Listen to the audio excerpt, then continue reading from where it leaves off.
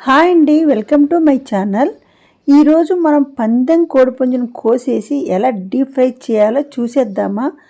పందెం కోడిపుంజు కాస్త ముదురుగా ఉంటుంది. ఈ పుంజు చాలా టేస్టీగా కూడా ఉంటుంది. ఎందుకంటే ఈ పుంజు పందానికి రెడీ చేసేటప్పుడు పుంజును బాగా మేపుతారు.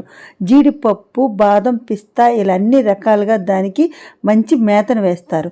అందుకే అంత టేస్ట్ ఉంటుంది. ఇక ముందుగా 1 కేజీ నాటు కోడిపుంజు కూర తీసుకొని అందులో కొంచెం పసుపు, ఉప్పు వేసుకొని బాగా కడుక్కొని కుక్కర్లో వేసుకొని 1 స్పూను ఉప్పు, కొంచెం పసుపు, 2 స్పూన్ల ఆయిల్ వేసుకొని 4-5 విజిల్స్ వచ్చే వరకు ఉడికించుకోవాలి. ఇక కట్ చేసి పెట్టుకున్న 2 ఉల్లిపాయల ముక్కలు, 4 పచ్చిమిర్చిలు ఆయిల్లో వేసి బాగా వేయించుకోవాలి.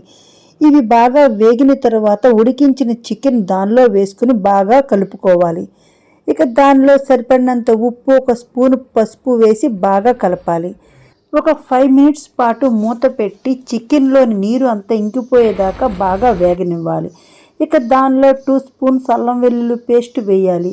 బాగా కలుపుకొని 5 మినిట్స్ అయ్యాక 2 స్పూన్స్ గరం మసాలా పొడి వేసుకొని బాగా కలుపుకోవాలి. గరం మసాలా వేసిన తర్వాత ఒక 5 మినిట్స్ పాటు చక్కగా వేగనివ్వాలి.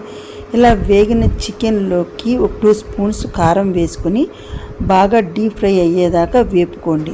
ఇక స్టవ్ని హై ఫ్లేమ్లో ఉంచుకొని కూర చక్కగా దగ్గరయ్యేంత వరకు డీప్ ఫ్రై అయ్యే వరకు చేసుకోండి.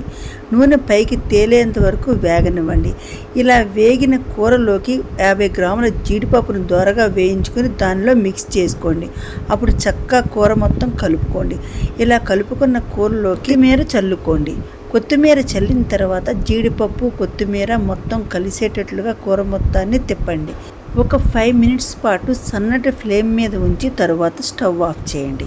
ఇక మీకు నాటుకోడి పుంజు డీప్ ఫ్రై రెడీ అయిపోయింది. ఇది సాంబార్ కాంబినేషన్గా చాలా బాగుంటుంది. మీరు ఒకసారి ట్రై చేసి చూడండి. చాలా రుచిగా టేస్టీగా ఉంటుంది. చేస్తారు కదా. Okay guys, thanks for watching.